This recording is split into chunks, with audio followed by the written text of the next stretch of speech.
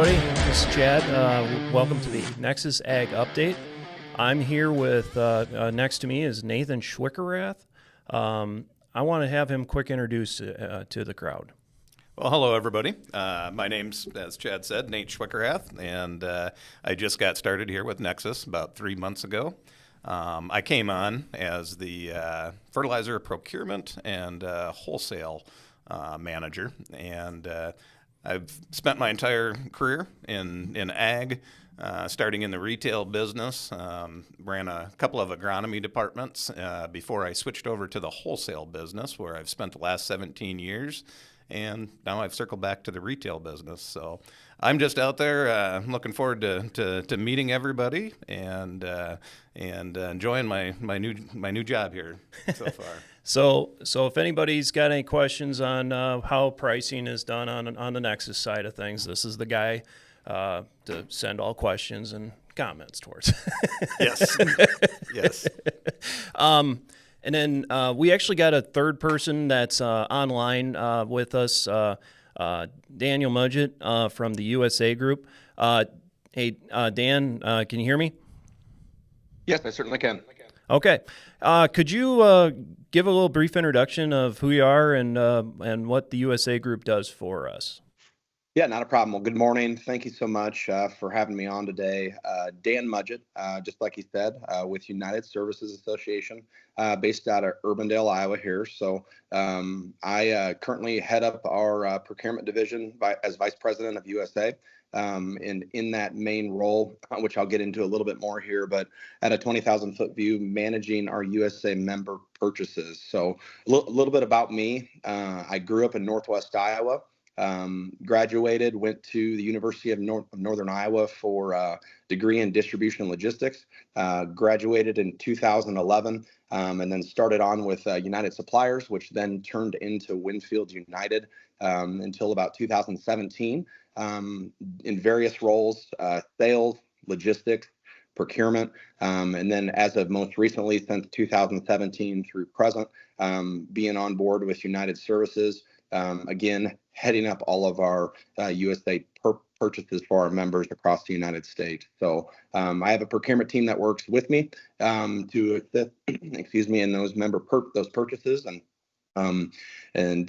I can kind of get in a little bit to who USA is across the board. Oh, that'd be great. Talk a little bit about USA. So we formed USA as a member-owned cooperative 53 years ago in 1972. So it's got some pretty deep roots. The why, the how, the what, the reason why we exist. We exist to help our members succeed. The how behind that is working with members, working with individual agronomy managers such as Nate to provide independent, unbiased market insights. That we want us to be our, single source for all those fertilizer needs, and also be able to help with all back office support to ensure that the product gets to our members at the right time, the right place, and at the right price. The what behind it all, we're not on the chemical side, we're not on the seed side, we're strictly on the macronutrient side through nitrogen, potash, phosphates, sulfur products, and some micronutrients as well. As we can, we look forward into the future, and what's kind of kept us sustainable and kept us strong is really just, our goal or our strong vision as a company to think long term on behalf of our members. Conducting business with honesty, integrity, having that mutual respect for all of our stakeholders, including our members and the vendor community, and just really trying to help our members generate that sustained profit long term. Our mission is to try to get our members the leading market intel, insights, advocate on their behalf with the vendor community to ensure that they have a competitive position in the market against others that are around them in their geographic footprint. So the way that we do that is really just two things. It's commitment and it's confidentiality. Our members have to be committed to, as being a part of USA as a member, you're committed to utilizing our services. You're committed to having all your purchases go through our membership. And then secondly, it's the confidentiality piece. It's more important than ever with changing prices, both vertically and horizontally. We need to keep the confidentiality with our vendors through agreements, et cetera, as well as horizontally through our membership. It's very important that each member that is a part of our group believes that they have a strong spot part of our group, that they're invested in what we're doing and we're investing in what they're doing. So those are really the things that we look at across the board in order to keep our members successful, as what they've employed us to do for them. So given a 20,000 foot view of our business, we have 14 members across the United States, 7 of which are in Iowa, 3 in Minnesota, 1 in Wisconsin, 2 in Indiana, and then 1 in Western Nebraska. As we look at our total footprint as volume is concerned on tonnage, we're procuring just over 1.3 million tons on an annualized basis for just roughly a little over 300 retail locations, which include all the major rail lines as far as unit train sheds are concerned, as well as 5 receiving locations on the water for UAN and dry products. So as we look at the vendors that we deal with on behalf of our membership, it's roughly we're interacting with roughly 30 plus members on any given time, and we do that in effort to ensure that we are receiving the best pricing terms and conditions on behalf of our members, in order to keep them just like I said, in that competitive position in the marketplace. So basically, what we're USA is it's a big buying group for like ag retail and co-ops like ourselves. Correct. Yes, correct. So, the daily interactions that I have with Nate and or with the other agronomy managers, I'm talking with Nate on a daily basis about market intel, trying to utilize the information that I'm receiving, some information that he's receiving, as well as he does have relationships with all the vendors as well, and then just trying to kind of bridge that gap to ensure that we're placing the orders on behalf of the members and ensuring that the contracts are getting settled, ensuring tons are getting shipped, to make sure that you guys have product in a timely fashion for your end user, the grower, right? So that's really our place and kind of how we're involved with how Nexus goes to market. How Nexus got involved, Northern Country Co-op, Legacy Northern Country joined USA back in 2021 in September. Then, of course, here as of recently, Via Field and Northern Country have formed to create Nexus. So in that process, Nexus has remained a member of USA. So again, I work with Nate, I work with Nathan on all the procurement needs for your guys' co-op through daily and weekly interactions such as this. Yeah, and there's some times too where you get together with the sales staff. Do we kind of do that kind of quarterly, Nate? You think, or? That's what we shoot for is quarterly meetings with the staff, so that and we tend to look at things a little bit probably more on a macro basis, and what the overall trends are. And just a little bit to add to it, I've throughout my history, I've worked with the USA Group for over 15 years now. I've been on both sides, both selling to them and buying through them. And there's a huge benefit to that system. I've believed that since the day I started doing business with them. If I go back in my history to when I started in this 25 years ago, things were a little more micro. You sat a little bit more in a bubble up in your own neck of the woods, and information wasn't as widespread as it is today. And as we move through the years, the fertilizer markets have become very global. What is going on in Iran is going to affect what's happening in Stacyville, Iowa, and that's the one big benefit of operating through a buying group like this is we get access to that information and what's going out there, and then we can translate that back to how it's going to affect your farm. That and it's been a really good system, and it's based on the same principles that we have as a cooperative. Both of us are cooperatives. Yeah, and we, like I said, we do these quarterly meetings, and I always get a little mad if I can't quite Dan's presentation, and even we do weekly meetings with our own staff, kind of giving the updates and stuff. And Nate usually gives us a really good update on the seller side of what's really going on out there, what's causing some issues or causing some concerns or on supply or demand and stuff. I mean, that was one of your Iran thing. That was the comment this morning on why we could maybe see some changes in nitrogen because of heating concerns. So I never thought I had to worry about their situation on heating. He didn't think it mattered how No. cold the Iranians were. No, but, exactly. It does play a part in what's happening in our backyard as well. Yep. So let's maybe kind of go over what we've been seeing here lately. Just some trends that we've been seeing the last few years. Dan, what things have been kind of pushing the fertilizer market the last 18 months?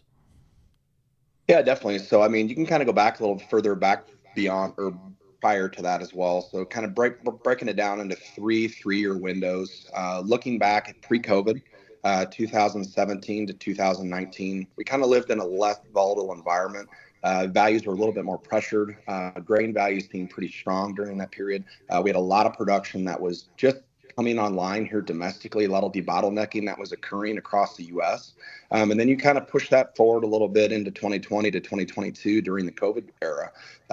Values were very volatile. A lot of that was driven around higher global energy values. So to your comment, and just to talk about Iran or to talk about North Africa or talk about any, China's absence of exports, all these factors had played a big role in how fertilizer moved around the globe. And domestic producers here look at those trends around the globe, and they look at opportunities for their stakeholders, much like we do for ours, as to how they can maximize the profit around those tons. And the reality of it is that exports continued to happen. We actually had some lesser imports show up during that period, which I'll get into a little bit on the countervailing duties. And it led to extremely high values during that time. And then we kind of get a little closer to home here today with 2023 to 2025, and it feels like things are starting to normalize a little bit more. We've seen some volatility, especially on the nitrogen side of the fence. But lesser volatility compared to some of the dramatic swings that we had seen. Now, there still are a few things that are lingering. You want to look at the quote unquote black swan events.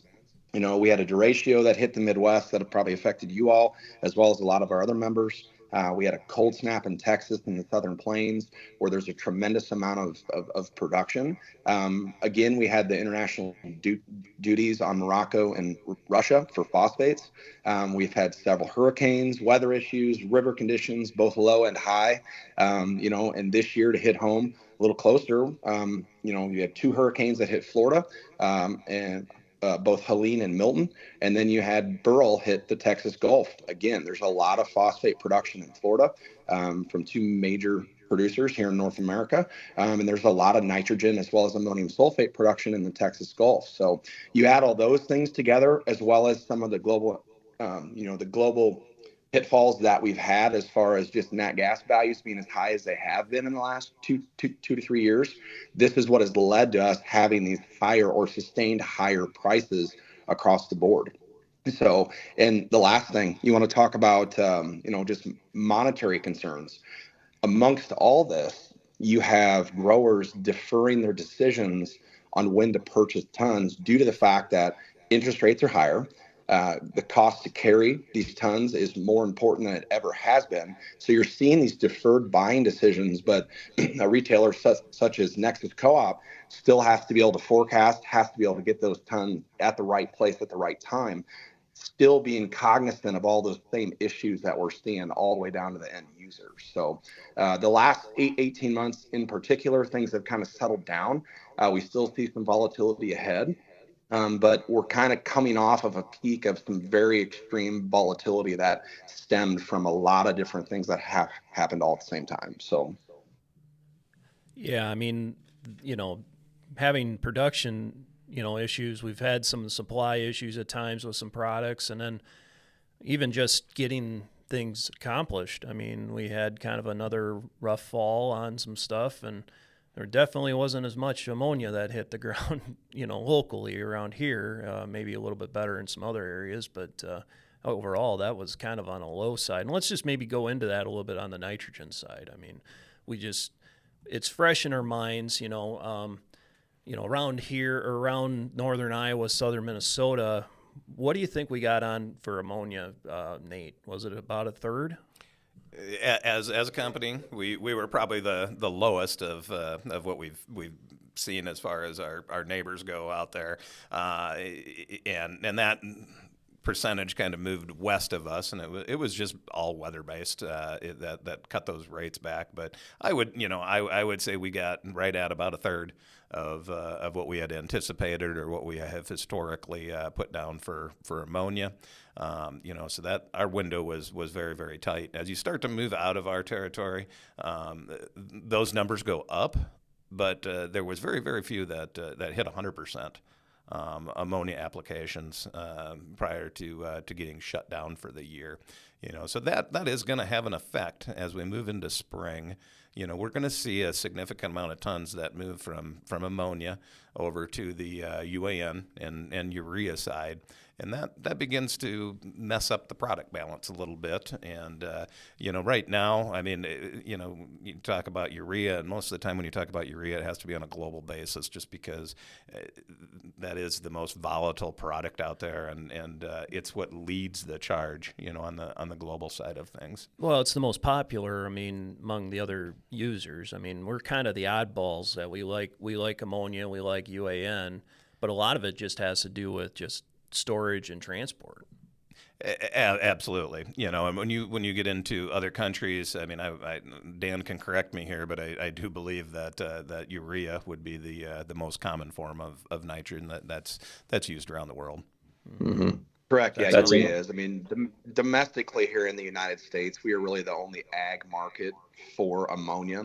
And just to add some comments in regards to what Nate said, you're exactly right. You look at north of Highway 20, anywhere between 30 to 45%, until you get to that northwest corner of Iowa was applied. If you look at just the collective, we kind of take things back to where summer was at. We saw values reset this summer. We saw the market take advantage of a good opportunity for a summer fill and really a fall prepay at that point. We knew that corn price was a little pressured. Buyers stepped in and engaged.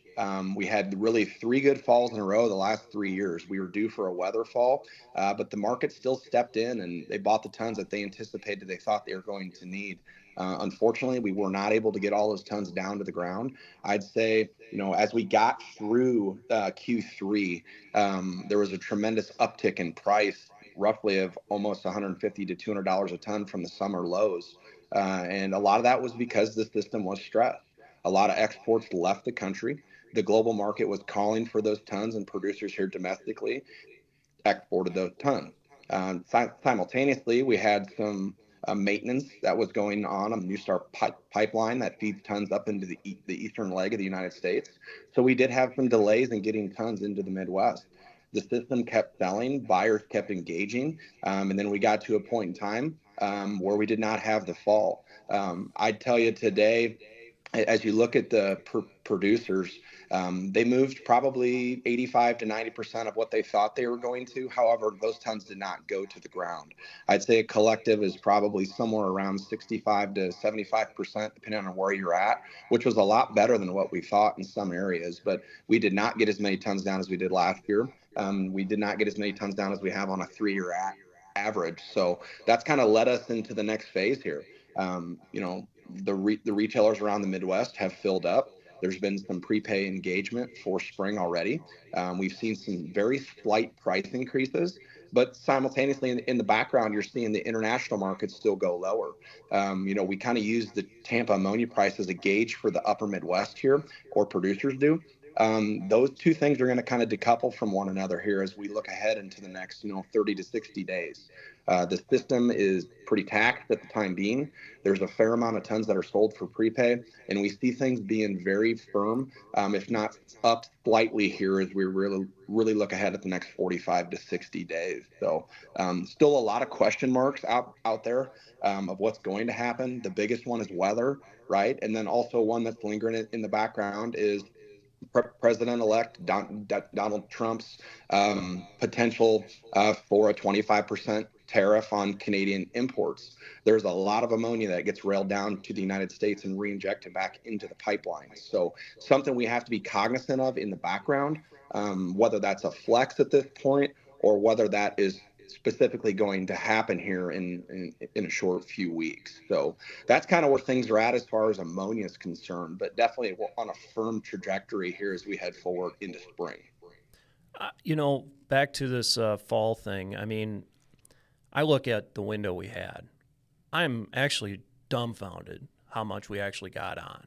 I mean, we had like 5 days. Yes. I mean, we had more time than that, but there was a big window after combines were done and guys were putting in fertilizer on. It's like it was too wet or too dry and too hot to feel good about putting fall ammonia on. So we, basically said, please wait until we get some rain and let it cool off a little bit. And unfortunately, it went right from rain to damp to really wet to frozen. we had to do what was agronomically and environmentally correct on it, but here's Nate walking into Nexus Co-op, and I didn't know their systems from the past, but to Chad's point, watching us put a third of our ammonia down in somewhere between 3 and 5 days, I was pretty impressed with that. Yeah, so I'm just going to use this as a platform to thank those guys, those ops guys. They kicked butt. It was an incredible showing. It was an incredible showing. I mean, there were some days where those custom bars were running long hours. Those guys on the risers were running long hours because the growers were running some long hours. So if that hasn't been thanked enough for that, I'm going to say it right now. Yeah, this is a perfect time for that shout out because I was thoroughly impressed when I got to see that. Yep. It was something else. Yeah. So I mean, obviously. What's your thoughts on where we're at on potential for what we talking about, 92, 93 million acres of corn, or am I underestimating that? I mean, what's the industry's concern about having that much corn out there? If we end up seeing the corn acres that I think we're going to see, that is going to reflect because we're going to be getting a punch twice with a shortfall. And then large corn acres coming into the spring, and when we look out, and as Dan has mentioned, we're a long ways behind on imports of nitrogen into the U.S. and the U.S. does need to import nitrogen right now. We both export and we import, but we do need to bring product in here. That doesn't paint a bearish picture on the nitrogen side of things, and I get a lot of questions on that as far as. Grain price needs to have an effect on fertilizer pricing, and it does, and that is correct. But the timing of it is not always correct.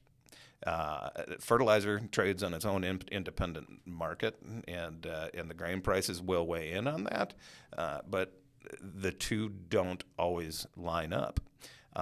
So we do have some risk as we come into spring where we could start to see these nitrogen values not make sense with the grain markets.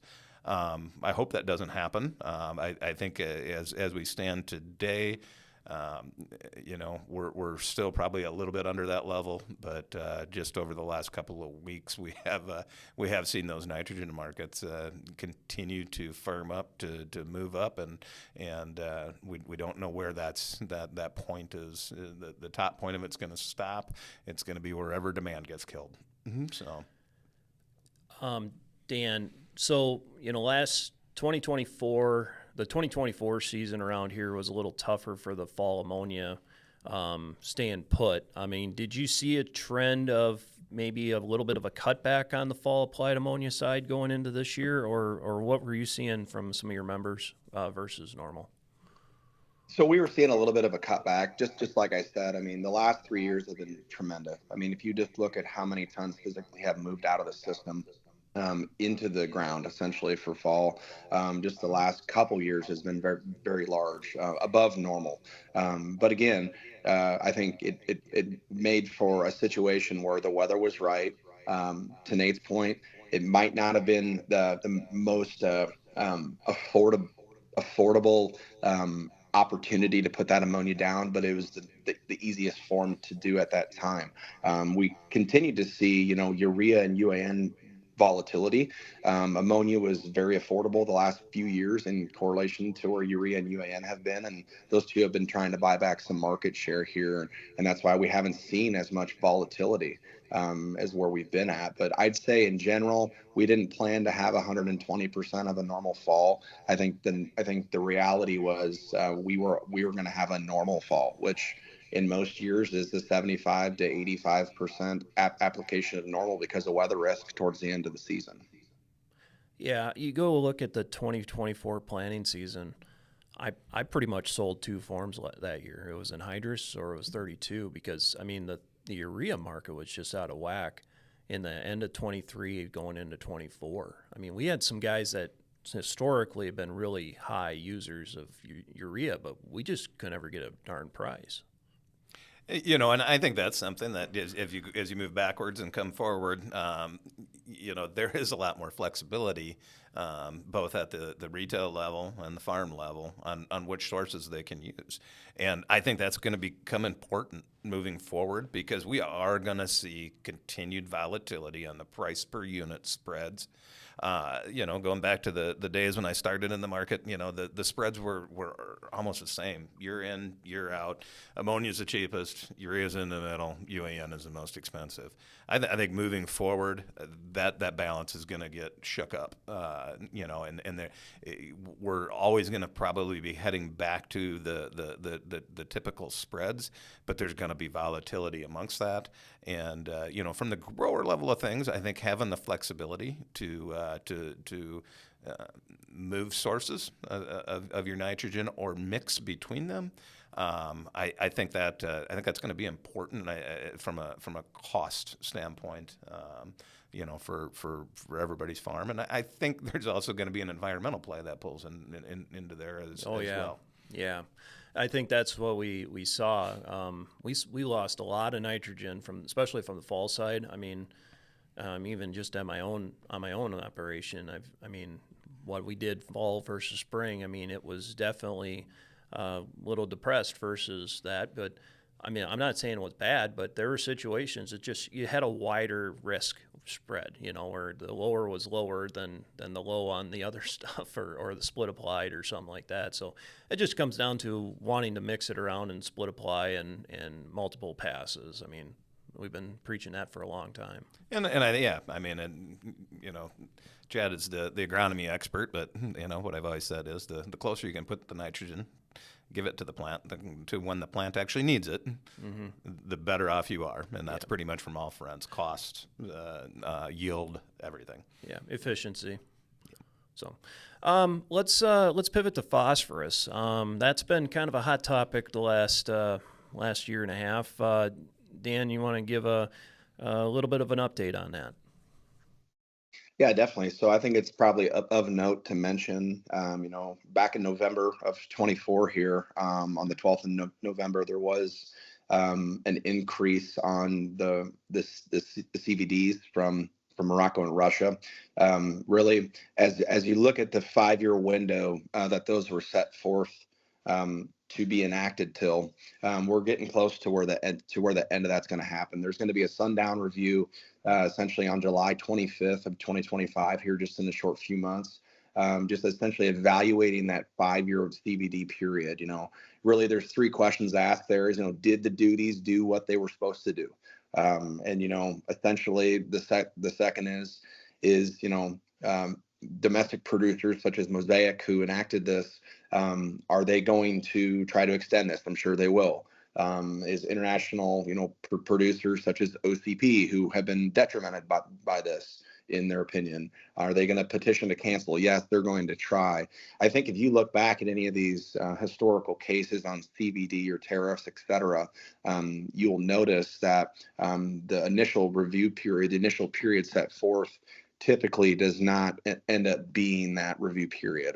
Mostly all of them go the distance, but mostly all of them go a little further than the normal. So I think as you just take a step back and think about the imports and the trade flows as we look around the world. I mean, we were bringing a tremendous amount of Moroccan phosphates and Russian phosphates here to the U.S. It took a little bit, 12 to 18 months for those trade flows to change. But as those trade flows changed, we did realize, hey, there are other alternative sources. Bringing tons out of Jordan, bringing tons out of Mexico, tons from Australia, in general out of Saudi Arabia.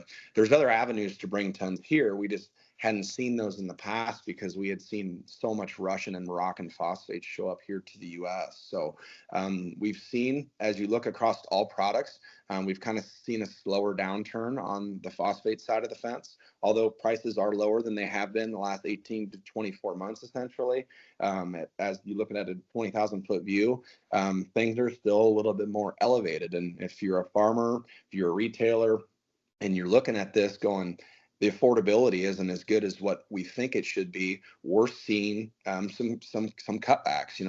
A lot of guys say it's demand destruction. I don't really like that. I say demand deferral, but I think the demand is getting just deferred and depleted actually in some areas. So we saw it this fall. We're seeing more competing sources of phosphate. I think, you used to look at MAP as being a $10 to $20 premium to DAP, and then you wouldn't see a whole lot of TSP in the market. Well, TSP imports this year up tremendously. Morocco has done a great job in continuing to import tons here to the U.S. I think we're up about 55 or 56% versus this time last year. So there is a very wide spread from the lowest form of phosphate to the highest form. And then if you even look at the upgraded products like Micro Essentials or MAP plus MST, you see a very large delta. So a lot of confusion, mixed confusion in the market. And, it's led to, just not as many tons going down to the ground. We look at Q3 of this year and we look at Q4. We had two hurricanes that hit Florida, Milton and Helene. About 70 to 80% of all of, Mosaic in particular's phosphate productions in Florida.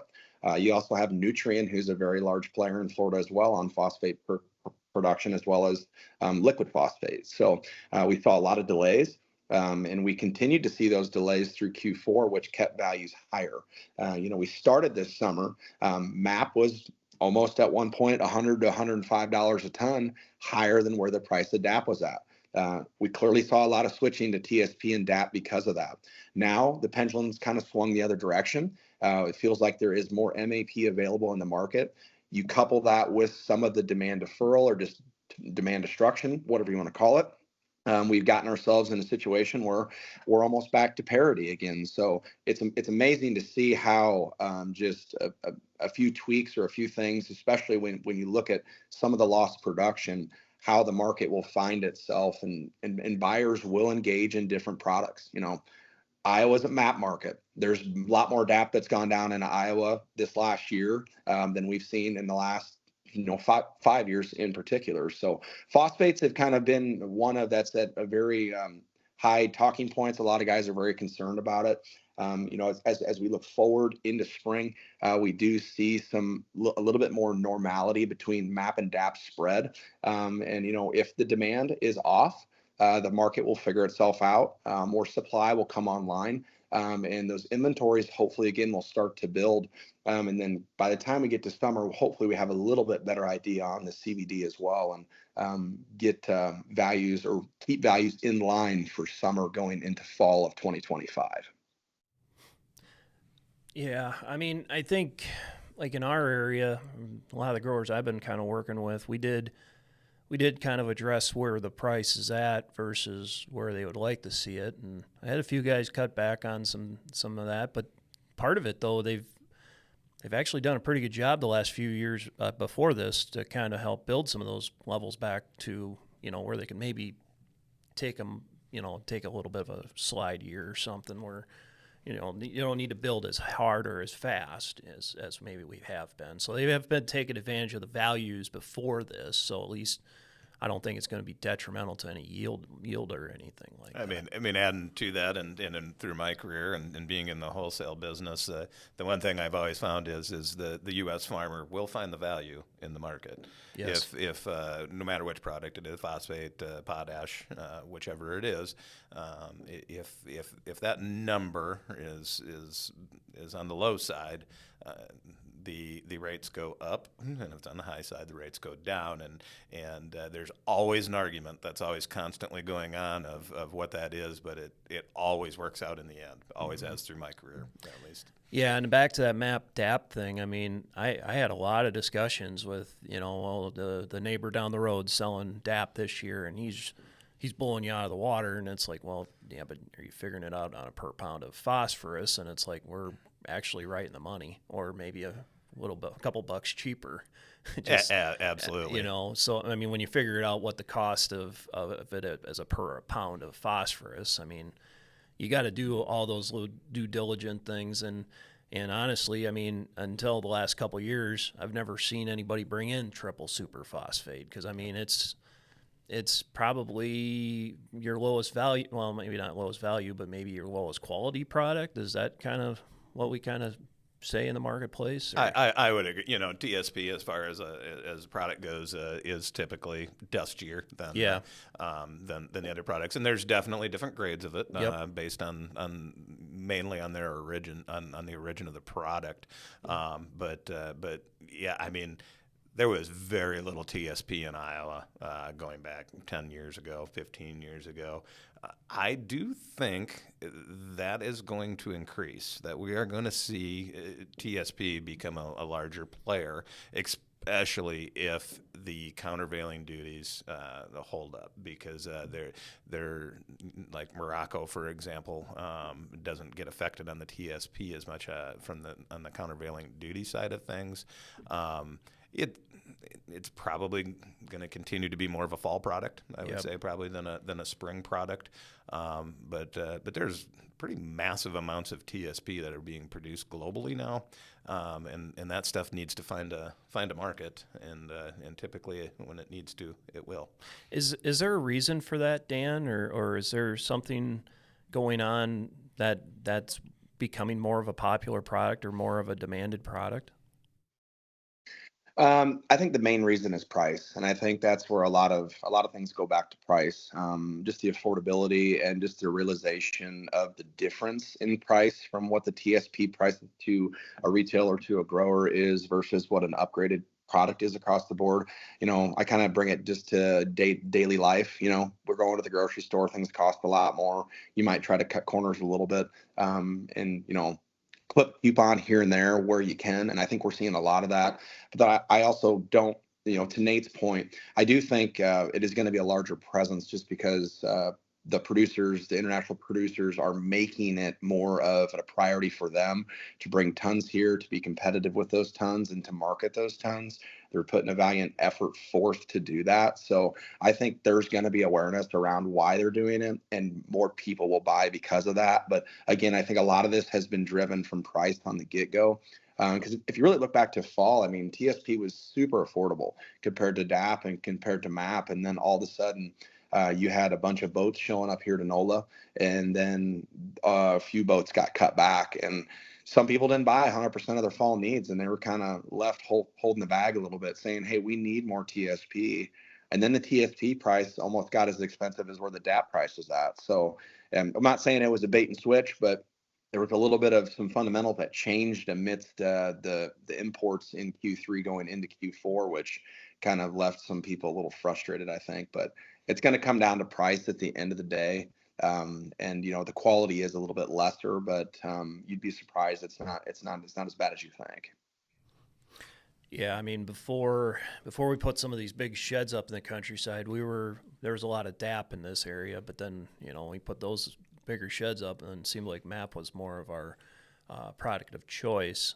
And I think we talked about this internally. It's like, gosh, maybe we make the change, but we had so much MAP on hand, and it's like, good luck trying to make sure we get that covered right in the billing side and keeping it straight with prepays. And it's like most companies just kind of put a line in the sand. We're going to mess with one, and that's it. It's far more difficult to switch products, and that's something, on the TSP side of things, as I had mentioned, it's more of a fall product. Well, there is logistical concerns, because of switching it back and forth. Yeah. I think it's the nitrogen content, okay. Is the main driver behind being a fall or a spring product. You put your TSP out in the fall, there's no nitrogen with it. You don't have to worry about it much. There is a value to that. There is more value to that nitrogen when you're putting it out in the spring. Yep. In my opinion. Well, yeah. I mean, I always give, if I'm the guys doing the whole thing together, the NP and K together, I'm doing the math on. Okay, he's shooting for 160 or 170, and give it the credit there where its credit's due. And I don't give it any credit when I'm doing it in the fall. I just kind of look at it as a loss. So, and some do, some don't. Some give the credit, some don't. If you're not giving the credit, TSP is the better value. In that circumstance. But that's what and back to Dan's point is as well. I'm with him. I think the quality of the TSP will continue to improve as time goes on. And that's happened with different. If you look back when Russian potash used to come into the U.S.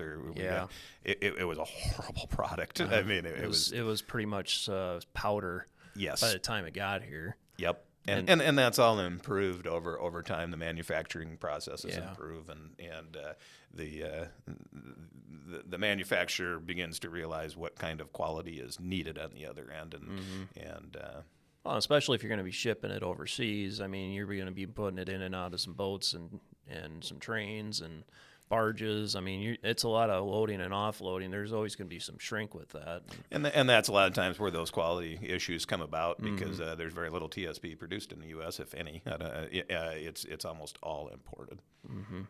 So since you brought up potassium, let's kind of go through that one a little bit. What have you been seeing in that world, Dan?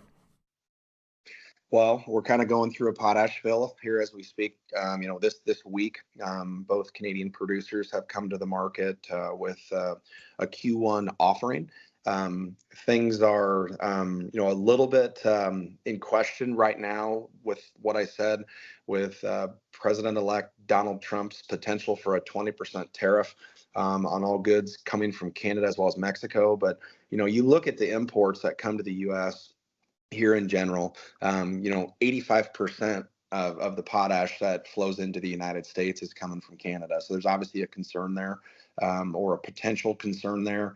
We have 10% that's come out of Russia, a little bit out of Israel and Germany and Chile. That kind of makes up the other 5%. So the things that have been in question, potash really, relatively speaking, not just looking at the 2024 calendar year, but really the year prior. We've been kind of on a cycle, a little bit of a down cycle as far as pricing is concerned. We've seen a little bit more supply come online globally, as well as we've seen more supply come on in Canada at Esterhazy. So more product available. Demand is still on the same trajectory it's been on for the last few years, a percentage point or two of increase. And I think that's going to stay. And then really, we've kind of just been left in a kind of a flatter market, buying at the retail level as well as at the grower level feels like it has sustained. It is one of the only products that actually has come down in price in the last year, believe it or not. As we look ahead into Q1, values have come off just slightly again. Supply, just like I said, the inventories are strong here domestically. We've seen a lot of imports come here from Russia, and that was due in part to just the lack of supply that was flowing to Brazil. We were calling tons here to the NOLA market. The Brazilians were deferring their purchases. So the Russians said, let's take the tons to NOLA. We know the demand is going to surface, and it certainly has. We've kind of hit a bottom here, and things are kind of chipped up a little bit on price, and buyers are still engaging. I think though one of the bigger concerns is just what's going to happen with these tariffs. Are they going to actually come through or not? And what are the impacts really going to be as far as that's concerned? So I think it's kind of hard to comment on that today, where that's really going to go. Last time Trump was in office, it definitely felt like he favored the agricultural sector. All the things that you see in the news, the things that are out there, he is certainly stating that he's trying to drive costs down for us as far as food consumption, et cetera, and increasing specifically on the fertilizer side, increasing our costs to produce that food. It doesn't really seem like it's something that could occur, but there's always that potential. I guess we will know a little bit more here over the next 10 days, and hopefully be able to get that information out to you guys accordingly. So as I look ahead to spring, there's two scenarios. If tariffs are enacted, it feels like we have a fair amount of supply. The producers can decide to absorb those costs, or the producers can decide to try to have us absorb those costs. And I don't think we have any means to comment on what the real truth is going to be until something's announced.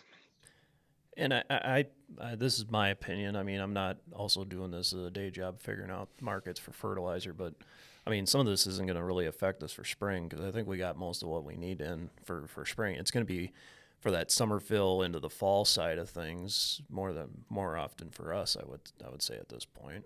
I mean, correct. Yes. So It feels like there's ample supply in the pipeline here stateside domestically.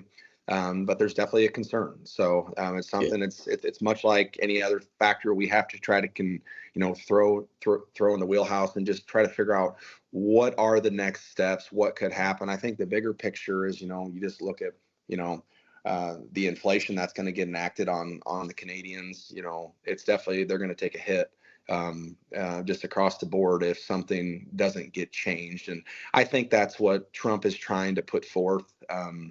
Without comment a whole lot on that, I just think they're trying to get some resolution on other things, and this is obviously one item that's at the forefront that's very much on the news, and it's all over the place. So, yeah, I mean that was my biggest concern is when some of the stuff was starting to come out, because first thing I'm thinking of when it's mentioned that Canada was part of that, it's like crap, my fall bill is going to be higher by the time this is figured out. And because I mean, last year was kind of nice because potash, well, that was the bright spot for everybody because everything was a little bit higher. Obviously MAP was higher last year and the nitrogen was a little higher from the previous year.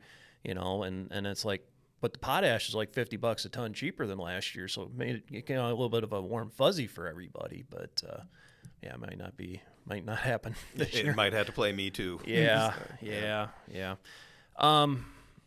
So we kind of went through the main three. I will to the honorable mention macro, sulfur. I would argue that's about just as important as sometimes the potash and the nitrogen. It seems like anymore, but it is the new macro. It's the new macro. It's that all conference honorable mention. Yes. For the macro side of things. So. That's it's definitely one of the products that it's got a little bit more attention this year, and I can kind of go over some of the key factors that have played into this. It's the one whether it's bulk sulfur, whether it's ATS or ammonium sulfate. That's one thing you don't hope you ever have to really worry about until you don't have it and someone starts to scream for it. And it kind of feels like there's a lot of screaming that's going on today. So let's kind of break down the ammonium sulfate side of things first. So we talked about Hurricane Beryl hitting the Texas Gulf. You obviously have one large producer down in that area out of Pasadena. That produces a substantial amount of ammonium sulfate here domestically. Additionally, you have a producer in Canada out of Redwater who produces a lot. They went down on a turnaround for a period of time, and then you have your third largest producer, or one of the three, out in Hopewell, Virginia as well. Who also went on a turnaround. So you kind of couple all those together with some of the lost product that was actually physically lost in the hurricane in the Texas Gulf. We kind of got ourselves in a situation where we were at a deficit on just available supply in the marketplace. So from summer fill to kind of where we're at today, we've seen $130 to $150 price increase. very warranted, just basis the lack of supplies have been available, and just delays in getting tons into the right place at the right time. So it definitely feels like we are going to kind of stay on the same path as far as ammonium sulfate is concerned, at least until we get into a top dress and or side dress, that type scenario or situation where we can potentially see some relief. We've seen a fair amount of imports still continuing to show up to the U.S., and we've seen those importers kind of undercutting the producers. But the producers, I think, have had a pretty valid reason why they cannot stay at parity there, just because they don't have the supply. As we look forward, ammonia still, again, just like we talked, is strong. The bulk sulfur price at Tampa has continued to move higher as well. And those two factors in and of itself it's kept production cost on actually producing ammonium sulfate relatively high. So values are typically not as high as they are today. We're usually, again, about $100 lower than where we're at today, but buyers are still continuing to engage. They're buying, or they're selling and out as far forward as Q2 at this point, and continue to do that. And if you need those tons in place, it'd behoove you to get those tons procured, because we don't see any relief coming here for really the next 60 to 90 days. So you kind of spin that off into ammonium thiosulfate, the liquid side of the fence. We have a major turnaround in the South, in Kansas, that's going on. We have just a tremendous amount of ATS that's already been sold in the Minnesota market, and buyers just continue to see that demand increase. And I think as you look back at the last three to 5 years, we kind of look at our business, and I assume the rest of the market's pretty similar. We've seen continued increases on just how much more sulfur we need, and more of it's getting blended out with UAN. And it seems like as we look ahead, that's going to be something that we need to be cognizant of. There's one other major producer that's going to be having some additional supply available here in the Ohio market, as we look at Q2 and beyond for next summer. But for today, things look like they're up and to the right. And again, on that side of the fence for ammonium thio, that's something definitely you should be of consideration to have that procured for spring. So that's really all the talk on the ammonium sulfate side and the thio side. We anticipate those markets to stay strong here as we look forward, until we can kind of get ourselves back into a little bit more in check on the supply and the demand side going into this summer. But again, we could see things a little bit more elevated this summer than we did last summer.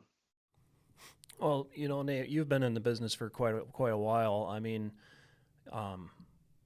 when you first got started, and even when I first got started almost 20 years ago, sulfur was kind of like almost considered a micro at Absolutely. that point. Yep. I mean, some guys were maybe thinking around with some elemental sulfur every once in a while, and then there was this product called gypsum that nobody knew what it was. They thought it was a liming amendment or something like that, but it's funny how that has changed over the years, because I guess a lot of the practices that many people kind of espouse is, well, when you're going out there putting nitrogen out there, you better put a little bit of sulfur. And it's not just the guy selling the fertilizer. I mean, the seed guys are telling the growers that anymore, and universities, the extension guys. I mean, everybody's saying that anymore.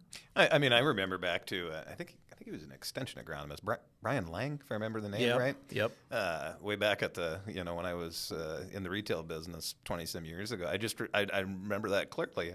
He was the one that really began noticing sulfur deficiencies out there, and started running some tests, and I believe they started with alfalfa, and I mean, it was shocking the difference by adding that sulfur, and that was just the very beginning of it, and I mean, we all saw it. We all saw that need was going to be there, and was probably there to stay. But if I go back 10 or 15, I figured we'd come up and hit a plateau somewhere. that would have been 5 or 10 years ago.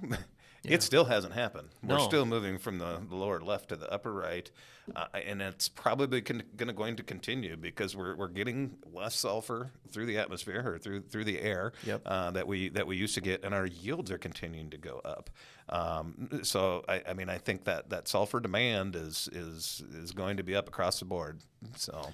Yeah, I mean, for what we've done in the past, I mean, we were a lot of 15 to 20 pounds actual, and heck, I got some guys that are, if they're doing a 2-year, it's almost closer to 30, and I got a few guys even on the corn side that are just growing 1-year crop. They're closer to 30 anymore. When you figure everything with the elemental in the fall and a couple passes with ATS, I mean, seems like more is better. Everybody's tried to find where the diminishing returns are at, and it's a higher number than what we think. Is what I'm seeing in the data, and it's a limiting factor on way too many acres.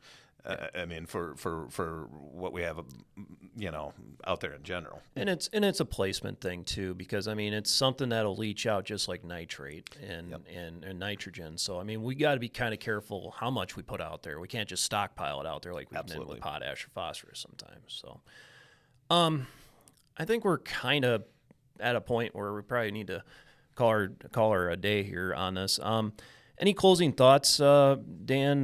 Maybe something to think about, or what a grower should think about here in the next 90 to 180 days for his farm? Yeah, definitely. So again, thank you for having me on today, and appreciate the conversation back and forth. As I continue to look forward, and the things that I think that the market needs to be cognizant of is there are definitely, we said it earlier on the call, there is more influence of a global market here on our domestic market than what many believe. It appears, we've seen some years in the past where prices have set back in Q1.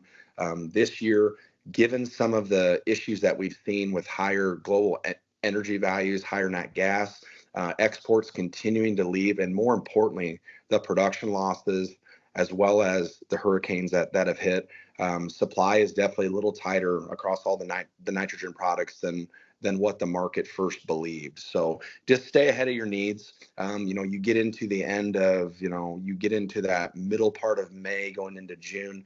There's always going to be some question marks around what's the price going to do, but I think at this point in time, things are definitely on the up and up.